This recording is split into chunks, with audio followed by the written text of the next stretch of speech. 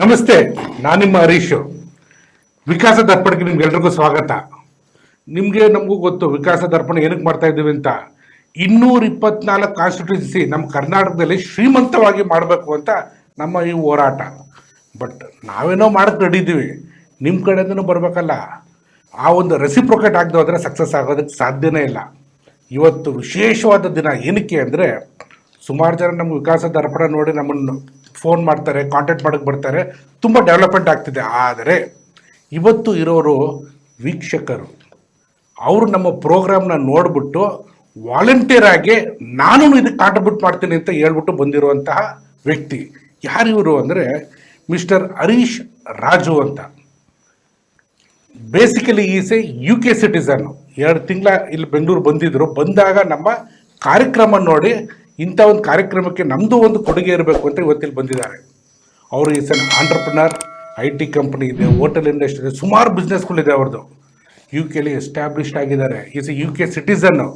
ಅವರು ಸುಮಾರು 40 ಕಂಟ್ರಿ ಮೇಲೆ ಅವರು ಹೋಗಿ ಅಲ್ಲೆಲ್ಲ ಸುಮಾರು ಎಸ್ಟಾಬ್ಲಿಷ್ ಎಲ್ಲ ಮಾಡಿರುವಂಥವ್ರು. 1998 ನಮ್ಮ ಬೆಂಗಳೂರಿಂದ ಅವರು ಹೊರ ದೇಶಕ್ಕೆ ಹೋದವರು. ಇವತ್ತು ಅವರು ನಮ್ಮ ಜೊತೆ ಇದ್ದಾರೆ. ಸರ್ ನಮಸ್ತೆ. ನಮಸ್ಕಾರ. ಸೊ ನಮಗೆ ನೀವು ಈ ಪ್ರೋಗ್ರಾಮ್ ಏನಕ್ಕೆ ನೋಡಿದ್ರಿ, ನೋಡಿ ಏನನ್ನಿಸ್ತು, ಏನಕ್ಕೋಸ್ಕರ ನೀವು ನಮ್ಗೆ ಫೋನ್ ಮಾಡಿ ಇಲ್ಲಿ ಬಂದಿದ್ದೀರಾ ಸರ್? ಅದ್ರ ಜೊತೆಲೆ ತಮ್ಮ ಬ್ಯಾಕ್ಗ್ರೌಂಡ್ ತಾವೇ ಹೇಳ್ಬಿಡಿ. ಬ್ಯಾಕ್ಗ್ರೌಂಡ್, ನಾನು ಹುಟ್ಟಿದ್ದು ಬೆಂಗಳೂರಲ್ಲೇ, KC ಜನರಲ್ ಹಾಸ್ಪಿಟಲ್, ಶೇಷಾರಿಪುರಂ ಕಾಲೇಜಲ್ಲಿ ಎಜುಕೇಷನ್ ಮಾಡಿ I started off working for Windsor Manor hotel industry. 1-2-3 hotel ಕೆಲಸ ಮಾಡಿ ಹಾಗೆ ದುಬೈಗೆ ಹೋಗೋ ಒಂದು ಅವಕಾಶ ಸಿಕ್ತು. ಸೊ ದುಬೈಯಲ್ಲಿ 2 ವರ್ಷ 5 ಸ್ಟಾರ್ ಹೋಟೆಲ್ ಮ್ಯಾನೇಜ್ ಮಾಡಿ ದುಬೈಲಿರಬೇಕಾದ್ರೆ ಯುನೈಟೆಡ್ ನೇಷನ್ಸಿಂದ ಒಂದು ಆಫರ್ ಬಂತು. ಅವಾಗ East Timor country UN was running it. So they needed lot of accommodation. So East Timor, Australia, ಅಲ್ಲಿ ಅಪ್ ಟು 2002ವರೆಗೂ June I was in with UN.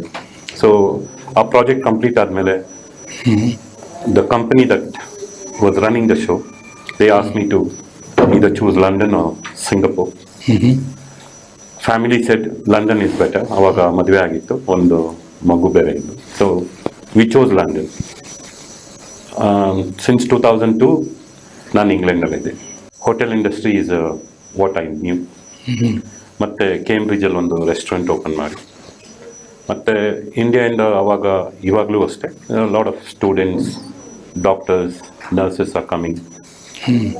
We had a company. ಆ ಕಂಪನಿಯಿಂದ ಅವ್ರನ್ನೆಲ್ಲ ಅಲ್ಲಿ facilitate ಮಾಡಿ ಭಾರತಕ್ಕೂ ಬರ್ತಾ ಹೋಗ್ತಾ, ಎಸ್ಪೆಷಲಿ ಕರ್ನಾಟಕ, ಇಟ್ಸ್ ಅವರ್ ಕರ್ಮಭೂಮಿ, ಜನ್ಮಭೂಮಿ. ಈ ನಾಡಿನ ಬಗ್ಗೆ ಒಂದು ಪ್ರೀತಿ ಇದೆ. This body is from this land. So it's a great land. So ವಿಕಾಸ ದರ್ಪಣ ಬಗ್ಗೆ ಹೇಳಬೇಕು ಅಂದರೆ, ನಮಗೆ ಮುಂಚೆಯಿಂದನೂ ಗೊತ್ತಿತ್ತು ಇಂಡಿಯಾದಲ್ಲಿ ನಡೆಯೋದು ಇಲ್ಲ ಒಂದು ಬಾಲಿವುಡ್, ಇಲ್ಲ ಒಂದು cricket. These are the 2 things that makes people move. But of late ನೀವು ನೋಡಿ, ಮೊನ್ನೆ ನಮ್ಮ ಕರ್ನಾಟಕದ ಒಬ್ಬರು ಕಾಮತ್ ಅಂತ ಅನ್ನೋರು ಇಲಾನ್ ಮಸ್ಕ್ ವರ್ಲ್ಡ್ಸ್ ರಿಚೆಸ್ಟ್ ಮ್ಯಾನ್ನ ಇಂಟರ್ವ್ಯೂ ಮಾಡಿದ್ರು, ವಿಕಾಸ್ ಕಾಮತ್ ಅನ್ಸುತ್ತೆ. I watch that interview. So ನಿಮ್ಮಂಥ ಟ್ಯಾಲೆಂಟೆಡ್ ಆ್ಯಂಡ್ ಸಮಾಜದ ಬಗ್ಗೆ ಕಾಳಜಿ ಇರುವಂಥ ವ್ಯಕ್ತಿಗಳು ನಮ್ಮ ಯೂತ್ಗೆ ಮಾಡ್ತಾ ಇರೋ programs, it will be quite inspiring ಅಂತ ಹೇಳ್ಬೋದು. ಅವ್ರಿಗೊಂದು ಉತ್ತೇಜನ ಮಾಡುತ್ತೆ. ನೀವು ಸಮಾಜದಲ್ಲಿರೋ what you call burning issues, ಅದನ್ನು you will bring it to the forefront. So wide scale ಮೀಡಿಯಾದಲ್ಲಿ ಆಸ್ ವಿ ಸ್ಪೋಕ್ ಎಷ್ಟೊಂದು ಚಾನೆಲ್ಗಳಿದೆ. ಯಾರೇನು ತೋರಿಸ್ತಾ ಇದ್ದಾರೆ, ಯಾರು ಸತ್ಯ ಯಾವುದು ಅಸತ್ಯ ಅಂತ ಗೊತ್ತೇ ಇಲ್ಲ. ಸೊ ಈ ರೀತಿ one-on-one conversation with particular focus on current topics, what is beneficial to viewers is very good. Yanikandre out of this whole exercise, if 20, 30, 100,000 people get inspired as to what they want to do, from my own experience of living abroad for over 30 years, will be useful. Anta ನನ್ನ ಭಾವನೆ. Very good, very good. Sir, ನೀವು 30 ವರ್ಷದಿಂದ ನೀವು ಬೇರೆ ಬೇರೆ ದೇಶದಲ್ಲಿ more than 40 country ಓಡಾಡಿದ್ದೀರ. India ಬಗ್ಗೆ 30 ವರ್ಷದ ಹಿಂದೆ ಹೆಂಗಿತ್ತು ಅಭಿಪ್ರಾಯ ಹೊರ ದೇಶಕ್ಕೆ, ಇವತ್ತು ಏನಿದೆ? ಯಾಕಂದ್ರೆ ನಮಗೆ ಪ್ರೊಜೆಕ್ಷನ್ ಬೇರೆ ಕಾಣಿಸುತ್ತೆ. ನಿಮ್ಮ ಪ್ರಕಾರ ಏನು ಆ್ಯಕ್ಚುಲ್ ಆಗಿ ಭಾರತೀಯರು ಅಂದರೆ ಏನು ಫೀಲ್ ಆಗುತ್ತೆ ಅವ್ರಿಗೆ? ಖಂಡಿತ. ಸೊ ನಾನು 98 ಫಸ್ಟ್ ಅಬುದಾಬಿ ಲ್ಯಾಂಡ್ ಆದಾಗ, ಒಂದು 2 ವರ್ಷ ದುಬೈಲಿದ್ದಾಗ ನಾನು ಒಂದು ಹೋಟೆಲ್ ಮ್ಯಾನೇಜರ್ ಆಗಿದ್ದೆ. ನನ್ನ ಬಾಸ್ ಅವರು ರಿಕ್ರೂಟ್ ಮಾಡ್ತಾ ಇದ್ದಿದ್ದು ಇಂಗ್ಲೆಂಡಿಂದ. ಅವನಲ್ಲಿ ಈ would have been just receptionist. ಆ ರೀತಿ ಭೇದ ಭಾವ ಇತ್ತು. ಪ್ರತಿಯೊಂದು ನ್ಯೂಸ್ ಪೇಪರಲ್ಲೂ ಎಲ್ಲ ಅಡ್ವರ್ಟೈಸ್ಮೆಂಟಲ್ಲೂ US UK citizens only should apply are educated, ಆ ರೀತಿ. ಮತ್ತು ದುಬೈಲಿ ಆ ಟೈಮಲ್ಲಿ ಭಾಳ ಶ್ರೀಮಂತರು ಇಂಡಿಯನ್ಸ್ ಇದ್ದರು, ಭಾಳ ಬಡವರು ಇಂಡಿಯನ್ಸ್ ಇದ್ದರು. ಸೊ ನಾವು ಒಬ್ಬ ಡಚ್ ಮೆನ್, ಒಬ್ಬ ಇಂಗ್ಲೀಷ್ ಮೆನ್ ನಮ್ಮ ಜೊತೆ ಇದ್ದರೆ ನಮ್ಮನ್ನು ಭಾಳ ಕೀಳಾಗಿ ಕಾಣೋರು. ನಾವು ಏರ್ಪೋರ್ಟ್ ಇಮಿಗ್ರೇಷನಲ್ಲೂ ಇಂಡಿಯನ್ ಪಾಸ್ಪೋರ್ಟ್ ಅಂದರೆ ಬೆಲೆನೇ ಇರ್ತಾ ಇತ್ತು. ಅಫ್ಕೋರ್ಸ್ ನನ್ನ ಹೆಂಡತಿ ಇಂಡಿಯನ್ ಹೈ ಕಮಿಷನ್ ಕೆಲಸ ಮಾಡ್ತಾ ಇದ್ದಾರೆ ಇವಾಗ. Very good. ಓಕೆ, ಪಾಸ್ಪೋರ್ಟ್ ಸೆಕ್ಷನಲ್ಲಿದ್ದಾರೆ. ಇವಾಗ ಇಂಡಿಯನ್ಸ್ ಬೆಲೆ ಜಗತ್ತಿಗೆ ಅರ್ಥ ಆಗಿದೆ. ಅವಾಗ ಬರೀ ಬಡವರಷ್ಟೇ ಹೊರಗಡೆ ಹೋಗ್ತಾ ಇದ್ರು. ಇವಾಗ ನಾವು ಇಂಡಿಯನ್ಸ್ ಯಾವ್ಯಾವ ದೇಶದಲ್ಲಿ ಇದ್ದೀವೋ ಅಲ್ಲಿನ ಸಮಾಜಕ್ಕೆ, ಸಮುದಾಯಕ್ಕೆ ಮತ್ತು ಸರ್ಕಾರಕ್ಕೆ ಕಾಂಟ್ರಿಬ್ಯೂಟ್ ಮಾಡಿದೆ through our knowledge, through our business entrepreneurship. ಭಾರತೀಯರಂದರೆ hard workers, not trouble makers ಅಂತ ಗೊತ್ತಾಗಿದೆ. ಇಡೀ ಜಗತ್ತಿಗೆ ಗೊತ್ತಾಗಿದೆ. ಸೊ ಇವಾಗ ನೋಡೋ ದೃಷ್ಟಿಕೋನ ಚೇಂಜ್ ಆಗಿದೆ. ಖಂಡಿತ. ಸರ್, ಏನಕ್ಕೆ ನಮ್ಮ ಯುವಕರು ಹೊರ ದೇಶಕ್ಕೆ ಹೋಗ್ತಾರೆ? ರಿಯಲ್ ಫ್ಯಾಕ್ಟ್ಸ್ ಏನು? ಖಂಡಿತ. ನೋಡಿ, ನಾವು ಹೋಗೋ ಟೈಮಲ್ಲಿ ಲಿಬ್ರಲೈಸೇಷನ್ 91 ಮನಮೋಹನ್ ಸಿಂಗ್ ಅವರು ಪ್ರೈಮ್ ಮಿನಿಸ್ಟರ್ ಆಗಿ ಜಸ್ಟ್ ಸ್ಟಾರ್ಟ್ ಮಾಡಿದ್ರು. ಅದರದ್ದು ಎಫೆಕ್ಟ್ ಇನ್ನೂ ವಿ ಕುಡ್ ನಾಟ್ ಫೀಲ್. ಇತ್ತು. ಬೆಂಗಳೂರು ಅಂದರೆ ಒಂದು 4-5 ಪಬ್ಲಿಕ್ ಸೆಕ್ಟರ್ ಕಂಪನೀಸ್ ಇತ್ತು, ಜಾಬ್ ಆಪರ್ಚುನಿಟಿ ಯೂತ್ಗೆ. ಸೊ ಅವಾಗ ಎಲ್ಲರಿಗೂ ಒಂದೇ ಹೊರಗಡೆ ಹೋಗಿ ಇಲ್ಲಿಂದ 5ರಷ್ಟು 10ರಷ್ಟು ಎಕ್ಸ್ಟ್ರಾ ಸಂಪಾದನೆ ಮಾಡಿ ಚೆನ್ನಾಗಿರ್ಬೋದು ಅಂತ aspiring. Indian per se are aspiring people. They don't settle for what they are, they want to grow. So the immigration ಆವಾಗ ಒಂದು ರೀತಿ ನಡೀತು. ಮತ್ತು ಅಮೆರಿಕಾಗೂ ತುಂಬ ಜನ ಹೋದರು. America is a recent migration. It would have started in late 70s and early 80s. ಅಮೆರಿಕಾಗೆ ಹೋದವರೆಲ್ಲ ಒಂದು 40-50 ವರ್ಷದ ಮೈಗ್ರೇಷನ್. ಇಂಗ್ಲೆಂಡಲ್ಲಿ we have 5th generation Indians. ಬ್ರಿಟಿಷ್ನವ್ರು ಇಲ್ಲಿ ಬಂದಾಗ ಹೋದವರು ಇದ್ದಾರೆ, ಅನ್ಡಿವೈಡೆಡ್ ಇಂಡಿಯಾದವರು ಇದ್ದಾರೆ. ಸೊ ಈಗಿನ ಯೂತ್ಗೆ ದೆರ್ ಆರ್ ಲಾಟ್. ಈ ಜಗತ್ತಿನ ಎಲ್ಲ ಕಂಪನಿನೂ ಕರ್ನಾಟಕದಲ್ಲಿದೆ, ಇಂಡಿಯಾದಲ್ಲಿ. ಜಗತ್ತಿನಲ್ಲಿರೋ ಎಲ್ಲ ಪ್ರಾಡಕ್ಟ್ಸು ಇಲ್ಲಿದೆ. ಸೊ ಇವಾಗ ಅವ್ರನ್ನ ಪೀರ್ ಪ್ರೆಷರಿಂದ, ಪೇರೆಂಟ್ ಪ್ರೆಷರಿಂದ ಜಸ್ಟ್ ಫಾರ್ ಸ್ಟೇಟಸ್ಸು ಹೊರಗಡೆ ಹೋಗೋದು ಏನು ಯೂಸ್ ಇಲ್ಲ. ನಾನು I would like to highlight one point. ನೋಡಿ, ಚೈನೀಸು ಅಮೆರಿಕಾದಲ್ಲಿ ತುಂಬ ಜನ ಓದ್ತಾ ಇದ್ದಾರೆ. ಚೈನೀಸ್ ಆ್ಯಂಡ್ ಇಂಡಿಯನ್ಸ್ ಆದ ಮ್ಯಾಕ್ಸಿಮಮ್.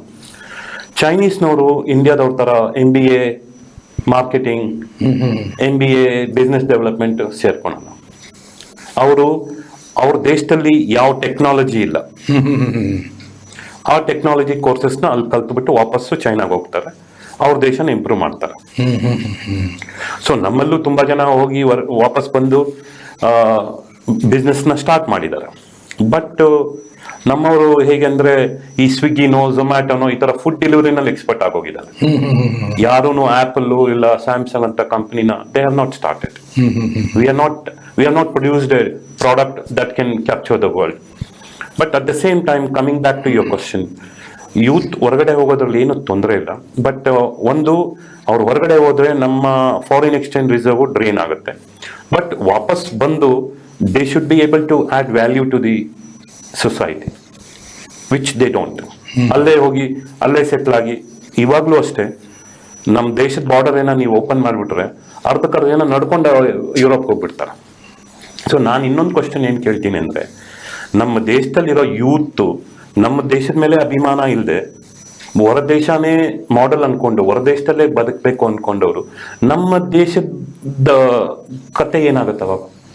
ಖಂಡಿತ ಖಂಡಿತ ನಿಜವಾಗ್ಲೂ ಇಂಡಿಯನ್ಸ್ ಅವ್ರು ಇಲ್ಲಿ ಹೊರಗಡೆ ಇಲ್ಲಿ ಬಂದಿದ್ ಕೂಡಲೇ ಅವ್ರು ನೋಡೋ ಸ್ಟೇಟಸ್ ತೋರಿಸೋ ರೀತಿನೇ ಬೇರೆ, ಬಟ್ ರಿಯಲ್ ಆಗಿ ಅವ್ರ ಕಂಡೀಷನ್ ಹೆಂಗಿರುತ್ತೆ ಸರ್, ಅಲ್ಲಿ ದುಡ್ಡುಗೋಸ್ಕರ ಹೋಗಿರ್ತಾರೆ, ಅವ್ರ ಕಂಡೀಷನ್ ಹೆಂಗಿರುತ್ತೆ ನಿಜವಾಗ್ಲೂ. ನೋಡಿ, ಈ high skilled doctor, engineers, those who are highly skilled, they have a very good life.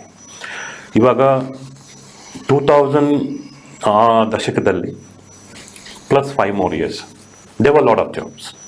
ಏನಕ್ಕಂದರೆ England, Europe, for that matter western countries were not producing enough skilled labour. ಮತ್ತು ಅವ್ರ ಒಂದು what you have as a talent in the country, ಮತ್ತು how they are growing as a GDP. England GDP is 0.5% growth year on year. We are reaching 10%. Growth is a denominator. ಅಂದ್ರೆ ಅದೊಂದು indication ನೀವು job creation ಹೇಗೆ ನಡೀತಾ ಇದೆ ಅಂತ. So most tech companies in America are hired by Indians. But ಕೆಲವರು donkey route use ಮಾಡ್ತಾ ಇದ್ದಾರೆ, which the government should avoid. Student ಆಗಿ ಹೋದವರು, ನಾನು ಕೇಂಬ್ರಿಡ್ಜಲ್ಲಿ ಬರೀ ಸ್ಟೂಡೆಂಟ್ಸೇ ನಮ್ಮ ಹೋಟ್ಲಿಗೆ ಬರ್ತಾ ಇದ್ದಿದ್ದು, ಬಟ್ ಕೇಂಬ್ರಿಡ್ಜಲ್ಲಿ ಓದಲಿಕ್ಕೆ ಟೈಮ್ ಸಿಕ್ಕಲ್ಲ. ಬಟ್ ತುಂಬ ಜನ ಇಲ್ಲಿ ಕಾನ್ಸೆಪ್ಟ್ ಏನಂದರೆ, ಹೋಗಿ ನೀನು ಒಂದು 20 ಲಕ್ಷ ಎಜುಕೇಷನ್ ಖರ್ಚು ಮಾಡ್ತೀಯ, ನಾನು ಅದನ್ನು ಅಲ್ಲಿ ರಿಕವರ್ ಮಾಡ್ತೀನಿ ಅಂತ ಹೇಳಿ ಎಜುಕೇಷನ್ನು ಮಾಡಲ್ಲ, ಓದೋದು ಇಲ್ಲ. So students can earn, but they should go there to learn. That's the focus. ಮತ್ತು Indians are per se they are hard working, they don't beg. Okay, so they'll somehow make a living, but those who have gone on employment, they're living well. ಇವ್ರು ಏನು ಹೇಳ್ತಿದ್ದಾರೆ, ವಿಕಾಸ ದರ್ಪಣದಲ್ಲಿ ನೋಡಿದ್ವಲ್ಲ, ಇಲ್ಲಿ ಏನು development ಇದೆ, ಇಲ್ಲಿ ನಾವೇನು ಕಾಂಟ್ರಿಬ್ಯೂಟ್ ಮಾಡ್ಬೋದು ಅಂತ ಅವರು ಇವತ್ತು ಬಂದಿಲ್ಲಿ ಕೂತಿದ್ದಾರೆ. ಸರ್, ನಿಮ್ಮ ಪ್ರಕಾರ ಇಂಡಿಯಾದಲ್ಲಿ ಅಥವಾ ಎಸ್ಪೆಷಲಿ ನಮ್ಮ ಕರ್ನಾಟಕದಲ್ಲಿ ನಾವು ಹೊರ ದೇಶದಿಂದ ನಾವು ದುಡ್ಡು ಇಲ್ಲಿಗೆ ತರಬೇಕು ಸರ್, ಇಲ್ಲಿಂದ ಎಲ್ಲ ಹೋಗ್ತಾ ಇದೆ ಮೊದಲಿಂದನೂ, ಏನು ಮಾಡ್ಬೋದು ನಿಮ್ಮ ಪ್ರಕಾರ? ಹೊರ ದೇಶದಿಂದ ದುಡ್ಡು ಇಂಡಿಯಾ ಖಂಡಿತ ಬರ್ತಾ ಇದೆ. Forex reserve is at all time high. Okay. ಇವಾಗ ರೀಸೆಂಟ್ ಆಗಿ government instead of dollar they have started depositing forex in gold. Okay.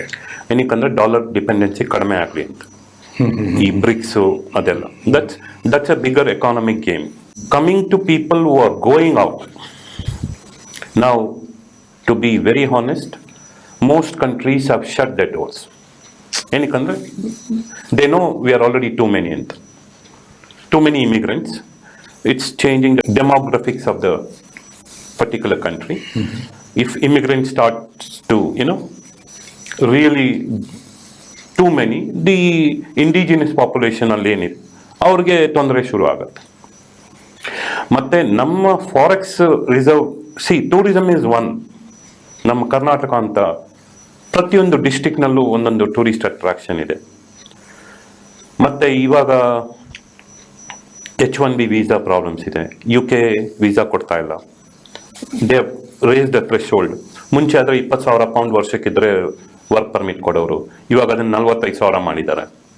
Spouse ಅಂದರೆ ಫ್ಯಾಮಿಲಿ ಕೊಡ್ತಾ ಇಲ್ಲ.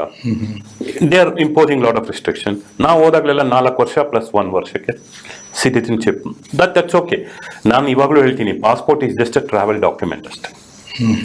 By birth, by blood, by action, by appearance, we are Indians. Passport is just a travel document. It gives you some convenience to travel without immigration, visa restrictions. ಅಮೆರಿಕಾಗೆ ಹೋಗ್ಬೇಕಾಗತ್ತೆ, 10 ವರ್ಷ visa ಮಾಡ್ಕೊಂಡಿದ್ರೆ. ಇವಾಗಾದರೆ just on arrival ನಿಮಗೆ 190 ಕಂಟ್ರಿಗೆ visa you can travel. ಆ ರೀತಿ ಇದೆ. So ನಮ್ಮ ದೇಶ ನಿಜವಾಗ್ಲೂ ಎಚ್ಚೆತ್ಕೊಳ್ಬೇಕಾಗಿರೋ ವಿಷಯ ಏನಂದರೆ, ತುಂಬ ಜನ ಇವಾಗ ದೇಶಕ್ಕೆ ವಾಪಸ್ ಬರಬೇಕು ಅಂತ ಇದ್ದಾರೆ. They bring the knowledge, they bring them wealth also. ಇಲ್ಲಿನ ಸರ್ಕಾರಗಳು they have to provide a platform, ಒಂದು ಅವೆನ್ಯೂನ ಕ್ರಿಯೇಟ್ ಮಾಡಿ, ಬನ್ನಿ ನಾವಿದ್ದೀವಿ, ನಿಮ್ಗೇನು ಬೇಕು. ಪ್ರತಿಯೊಂದು ರಾಜ್ಯನೂ ಒಂದು ಪ್ರೈವೇಟ್ ಲಿಮಿಟೆಡ್ ಥರ ವರ್ಕ್ ಮಾಡಬೇಕಾಗುತ್ತೆ. ಸಿಂಗಾಪುರ್ ಗೌರ್ಮೆಂಟ್ ಆಯಾ ರಾಜ್ಯದಲ್ಲಿ ಏನಿದೆ, they have to highlight. So then it's already happening that people are returning. They are not returning because they have been asked to return. They are returning because they feel at home here, like me. Sir, ನಿಮ್ಮಂಥವ್ರು ಕಮ್ಮಿ. ಇವಾಗ ಬೇರೆ ದೇಶದಲ್ಲಿ ಇವಾಗ US ಅಲ್ಲಿ ಇರ್ಬೋದು, UK ಅಲ್ಲಿ ಇರ್ಬೋದು, ಡೈರೆಕ್ಟಾಗಿ ಬರಬೇಡಿ ಅಂತ ಮಾಡ್ತಾವ್ರೆ. ನಮಗೆ NRIಗಳು ಅವಮಾನ ಆಗ್ತಾ ಇದೆ. ಅಂದರೆ ನಮಗೆ ಇಂಡಿಯನ್ಸ್ ಈ ಥರ ಅವಮಾನ ಆಗುವಂಥ ಪರಿಸ್ಥಿತಿ ಏನಕ್ಕೆ ಬಂತು? ಈ ಅವಮಾನ ಆಗೋ ಪರಿಸ್ಥಿತಿ ಅಂದರೆ ಎಲ್ಲ ಕಡೆನೂ ರೇಸಿಸಮ್ ಅನ್ನೋದಿದೆ. ಆಸ್ಟ್ರೇಲಿಯಾದಲ್ಲಿ 2000 ತುಂಬ ಇತ್ತು. ಹೌದು ಹೌದು. ಗಲ್ಫಲ್ಲಿ ಬೇರೆ ಥರ ಇತ್ತು. ನಮ್ಮಲ್ಲೇ ನೋಡಿ, ಬಡವ್ರನ್ನ ನಾವು ಯಾವ ರೀತಿ ನೋಡ್ತೀವಿ, ಸಂಬಡಿ ಯೂಸ್ ಅನ್ಕ್ಲೀನ್ ಯಾವ ರೀತಿ ನೋಡ್ತೀವಿ, ಗುಡ್ಸ್ಲಲ್ಲಿರೋನ್ನ ಯಾವ ರೀತಿ ನೋಡ್ತೀವಿ. ನಮ್ಮಲ್ಲೂ ಇದೆ ತಾನೆ ಭೇದ ಭಾವ. ಹೌದು ಹೌದು. ಸೊ ಸಿಮಿಲರ್ಲಿ ಪ್ರತಿಯೊಂದು ದೇಶದಲ್ಲೂ ಒಂದು ರೀತಿ, it's A small percentage of the population, ಜಾಸ್ತಿ ಅಂತ ಹೇಳಿಕ್ಕಾಗಲ್ಲ. ಮತ್ತೆ ಯುರೋಪಲ್ಲಂತೂ ರೇಸಿಸಮ್ ಬಗ್ಗೆ ಬಹಳ ಸ್ಟ್ರಿಕ್ಟ್ ಲಾಸ್ ಇದೆ, ಅಮೆರಿಕಾದಲ್ಲೂ ಅಷ್ಟೇ. ಬಟ್ ನಾವು ಅದನ್ನ ವೆಂಜನ್ಸ್ ತರ, ವಿ ಶುಡ್ ನಾಟ್ ಬಿಲ್ಡ್ ದ್ವೇಷನ, ಅದ್ರ ಬಗ್ಗೆ ದ್ವೇಷ ಪಡ್ಕೊಳ್ಬಾರ್ದು. ನಾವು ಅದನ್ನ ಹೇಗೆ ಹ್ಯಾಂಡಲ್ ಮಾಡಬೇಕು ಅಂತ ಅರ್ಥ ಮಾಡ್ಕೊಳ್ಬೇಕಷ್ಟೆ. ನಾರ್ತ್ ಇಂಡಿಯನ್ಸು ನಮ್ಮ ಕರ್ನಾಟಕಕ್ಕೆ ಬಂದಾಗಲೇ ನಾವು ಒಂಥರ ನೋಡ್ತೀವಿ. ಅಂದಮೇಲೆ ನಾವುಗಳು US ಇರ್ಬೋದು, UKಗೆ ಹೋದಾಗ ಅವ್ರು ನಮ್ಗೆ ಹೆಂಗೆ ನೋಡ್ತಾರೆ? ಇದು ಫ್ಯಾಕ್ಟ್ಸ್ ಅಲ್ವಾ? ನಾನು ಒಂದು ಪಬ್ ಓನರ್ ಆಗಿದ್ದೆ. ಅದು ಲಂಡನ್ನಲ್ಲಿ ಹೈಯೆಸ್ಟ್ ಕ್ರೈಮ್ ಸ್ಪಾಟ್. ಓಹೋ. ನಮ್ಮಲ್ಲಿ ಪೋಸ್ಟ್ ಕೋಡ್ ಅಂತ ಹೇಳ್ತೀವಿ, ನಿಮ್ಮಲ್ಲಿ ಏನು ಪಿನ್ ಕೋಡ್ ಅಂತೀವೋ, SC1 ಲಂಡನ್ ಬ್ರಿಡ್ಜ್ ಕೆಳಗಡೆ ಇದೆ. Highest drugs, highest crime rate in that limits. So ಮತ್ತೆ ಇನ್ನೊಂದು ಪಾಶ್ ಏರಿಯಾದಲ್ಲಿತ್ತು. ಆ ಕ್ವಾಲಿಟಿ ಆಫ್ ಜನ ಹೇಗಿದ್ರು ಅಂತ. ಸೊ SC1 ಅಲ್ಲಿ ಹೈಯೆಸ್ಟ್ ರೇಸಿಸಮ್. ನಮ್ಮನ್ನು ನೋಡಿದ್ರೇನೆ, ನಾವು ಇಂಡಿಯನ್ಸ್ ಆದ್ರೂ ನಮ್ಮನ್ನು ಪಾಕಿ ಅಂತ ಕರೆಯೋರು. ಬಟ್ ಅದೇ ನಾವು ವಿಂಬಲ್ಡನ್ ಮನೆ ಇರೋದು, ಟೂಟಿಂಗ್ ಆ ಕಡೆ ಪಾಶ್ ಏರಿಯಾ, ಅಲ್ಲಿ ಮೋಸ್ಟ್ ಆಫ್ ದ ಟೈಮ್ ನಮ್ಮ ಮನೆಗೆ ವೈಟ್ ಚಿಲ್ಡ್ರನ್ನೇ ನನ್ನ ಮಕ್ಕಳ ಫ್ರೆಂಡ್ಸು. ಅವನು ಓದಿ ಸ್ಕೂಲ್ ಆ ಥರ ಇತ್ತು. ಸೊ ಆ ರೀತಿ ತಾರತಮ್ಯನು ಇಟ್ ಕ್ಯಾಟಗರೈಸ್ ಮಾಡ್ದೇನು ನೋಡ್ಬೋದು. ಸೊ ಬುದ್ಧಿವಂತರು, ಸ್ವಲ್ಪ ಅನುಕೂಲಸ್ಥರು ಯಾವತ್ತೂ ರೇಸಿಸಮ್ ಮಾಡಲ್ಲ. ಬಟ್ NRIಗಳು ಏನು ಸಮಸ್ಯೆಗಳಿದೆ ಸರ್ ನಿಮ್ಮ ಪ್ರಕಾರ? ಸಮಸ್ಯೆ ಖಂಡಿತ ಏನೂ ಇಲ್ಲ. ಆಕ್ಚುಲಿ ಇಲ್ಲಿಂದ ಹೋಗೋರಿಗೆಲ್ಲ ಗಲ್ಫ್ ಕಂಟ್ರೀಸ್ನಲ್ಲಿ ಸಮಸ್ಯೆ ಇದೆ. ಏನಕ್ಕಂದ್ರೆ ವೆಸ್ಟರ್ನ್ ಕಂಟ್ರೀಸ್ಗೆ ಹೋಗೋರೆಲ್ಲ ತುಂಬಾ ಚೆನ್ನಾಗಿರ್ತಾರೆ, ಅವ್ರಿಗೆ ಯಾವ ತೊಂದರೆನೂ ಇಲ್ಲ. ಮತ್ತೆ ಅಲ್ಲಿನ ಹೈ ಕಮಿಷನ್ ನೋಡ್ಕೊಳುತ್ತೆ. ಈ ಗಲ್ಫ್ ಕಂಟ್ರೀಸ್, ಈ ನರ್ಸಸ್ ಆಗಿ, ಕೇರ್ ವರ್ಕರ್ಸ್ ಆಗಿ ಅಲ್ಲಿ ಹೋಗಿರ್ತಾರಲ್ಲ, ನೀವು ಅಲ್ಲಿನ ಸಿಟಿಸನ್ನು ಅಲ್ಲ, ನಿಮಗೆ ನಿಮ್ಮ ಪಾಸ್ಪೋರ್ಟು ಬೇರೆ ಯಾರೋ ಇಟ್ಕೊಂಡಿರ್ತಾರೆ. ಸಡನ್ ಆಗಿ ನಿಮ್ಗೇನೋ ಆಗೋಯ್ತು ಅಂದ್ರೆ ಸರ್ಕಾರನೂ ಏನೂ ಸಹಾಯ ಮಾಡಲ್ಲ, ಅಲ್ಲಿನ ಸರ್ಕಾರ. ಈ ಕೊರೋನಾ ಟೈಮಲ್ಲಿ ತುಂಬಾ ಕಷ್ಟಪಟ್ಟಿದ್ದಾರೆ. ನಾವೇ ನೂರಾರು ಜನ ಸತ್ತೋಗಿರೋರು, ಬಾಡಿ ರಿಪ್ಯಾಟ್ರಿಯೇಷನ್ ಇರ್ಬೋದು. ಏನಕ್ಕಂದ್ರೆ ಹೌದು, ಅವರಿಗೆ ಖಂಡಿತ ಒಂದು ಹೆಲ್ಪಿಂಗ್ ಹ್ಯಾಂಡ್ ಬೇಕೇ ಬೇಕಾಗುತ್ತೆ.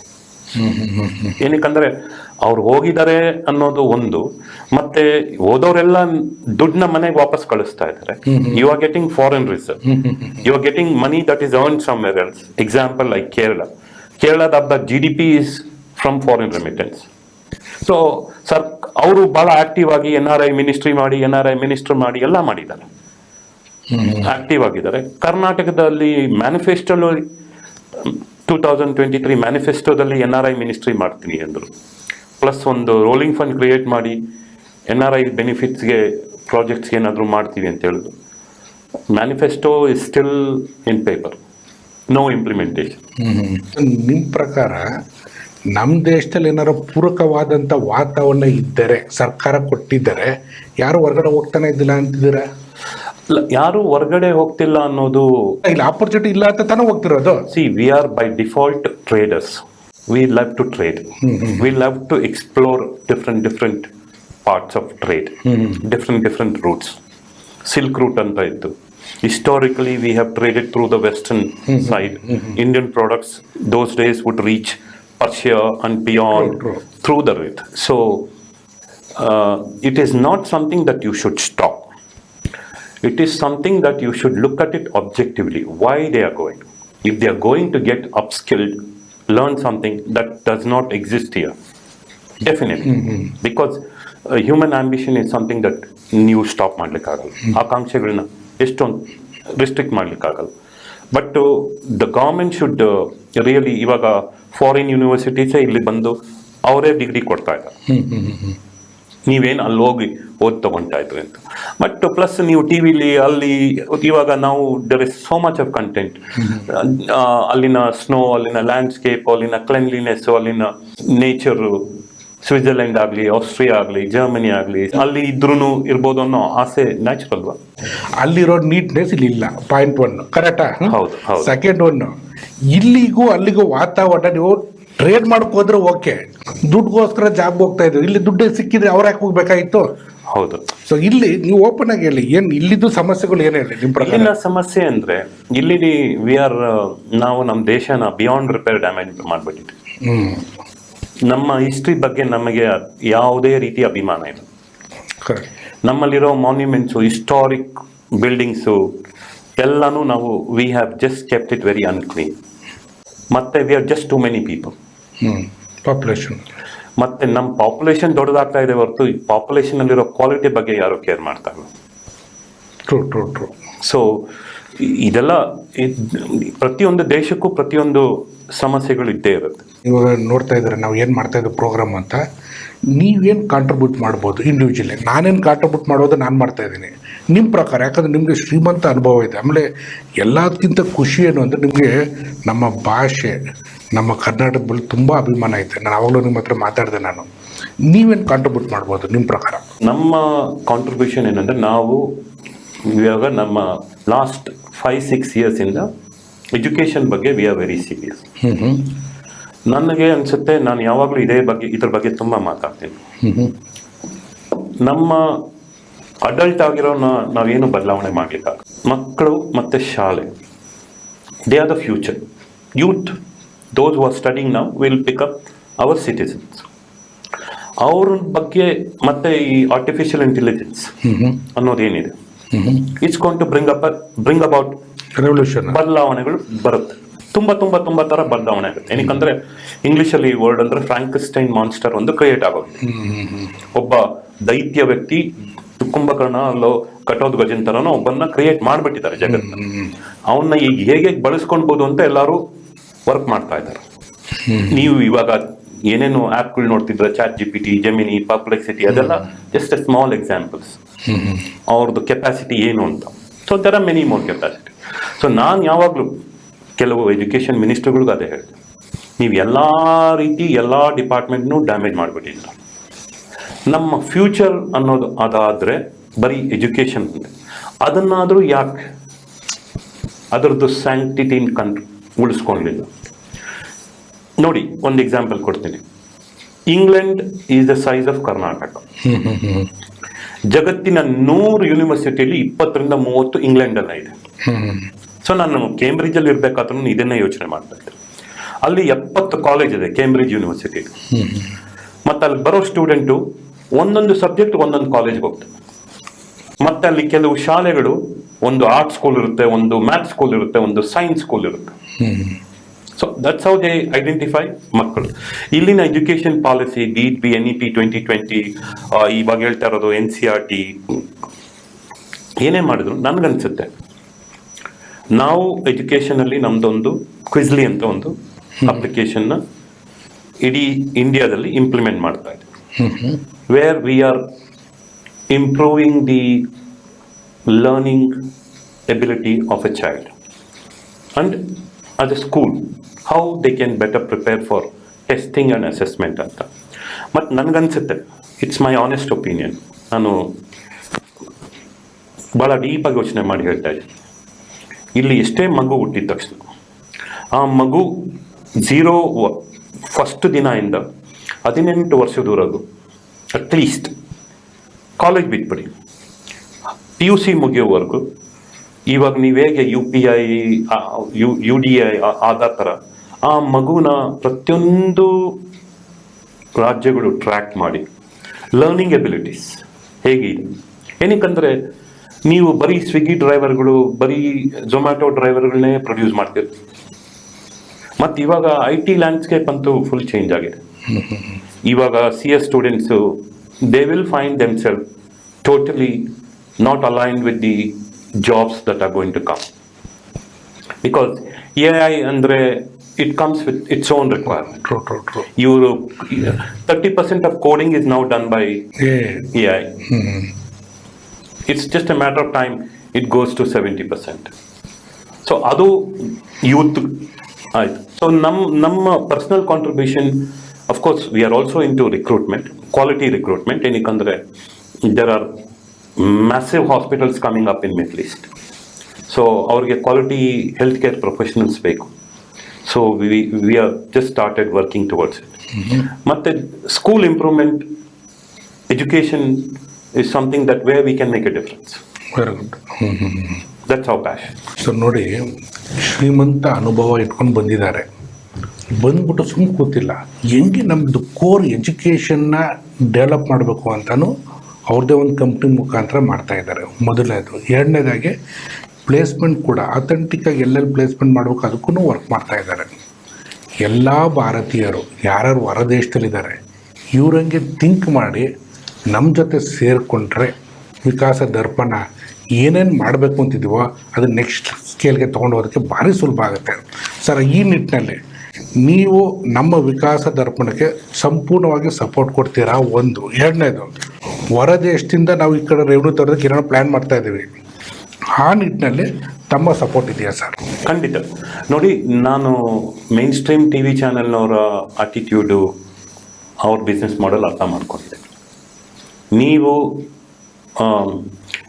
ಒಂದು ಎರಡು ರೀತಿ ಅಪ್ರೋಚ್ ಇದೆ. ಬಾಟಮ್ಸ್ ಡೌನ್ ಅಂತ ಒಂದು ಹೇಳ್ತೀವಿ, ಮೇಲಿಂದ ಕೆಳಗಡೆ ಬರೋ ಅಪ್ರೋಚ್. ನೀವು ಕೆಳಗಡೆಯಿಂದ ಮೇಲೆ ಹೋಗೋ ಅಪ್ರೋಚ್ ತೊಗೊಂಡ್ರಿ. ಯೂಶಲಿ ಏನಾಗುತ್ತೆ, ಒಂದು ಟಿ ವಿ ಚಾನೆಲ್ ಓಪನ್ ಮಾಡಿದ್ರೆ ಮಿಲಿಯನ್ಸ್ ಆಫ್ ಫಂಡಿಂಗು ರೆಡಿ ಮಾಡಿಕೊಂಡು ಮಾರ್ಕೆಟಿಂಗು, ಬ್ರ್ಯಾಂಡಿಂಗು, ಆಫೀಸು, ಆ ರೀತಿ ಫುಲ್ ಸ್ಪ್ರೆಡ್ ಆಗಿಬಿಡ್ತಾರೆ. ನೀವು you are focusing more on quality. I was very impress, ತುಂಬ ಇಂಪ್ರೆಸ್ ಆಗಿದೆ. ಏನಕ್ಕಂದ್ರೆ ನೀವು you are producing quality content that's useful for the society at large, where you are very focused because you want to bring about change in viewership, where you want to bring latest technology, latest events, what is not known to wider audience. You want to bring that to the forefront. So Ayush per se is now ಇದನ್ನ alternative medicine ಅಂತ ಹೇಳ್ತೀವಿ. people have known you. I think large credit goes to you largely, because ನೀವು ತುಂಬ ಕಷ್ಟಪಟ್ಟಿದ್ದೀರ ಇದರಿಂದ. ಸೊ ಖಂಡಿತ ನಮ್ಮ NRIಗಳು, UK NRIs, world wide NRIs support ಇದ್ದೇ ಇರುತ್ತೆ. Wherever we can, in whatever forums, we will definitely strengthen your hands. ಇವತ್ತು ವಿಕಾಸ ದರ್ಪಣಕ್ಕೆ ಒಂದು ದೊಡ್ಡ ಶಕ್ತಿ ಬಂದಂಗೆ ಆಯಿತು. ಸೊ ಈ ಥರ ಶಕ್ತಿ ನಮ್ಗೆ ಇತ್ತು ಅಂದರೆ ಇನ್ನು ಸ್ಪೀಡಾಗಿ ಹೋಗ್ತೀವಿ. ಇದು ನಿಮಗೋಸ್ಕರ, ನೀವು ನಮ್ಮ ಜೊತೆಲಿದ್ದೀರಾ ಅಂತ. ಸರ್, ಬಂದಿದ್ದಕ್ಕೆ ತುಂಬ ಧನ್ಯವಾದಗಳು. ನಮಸ್ತೆ. Thank you.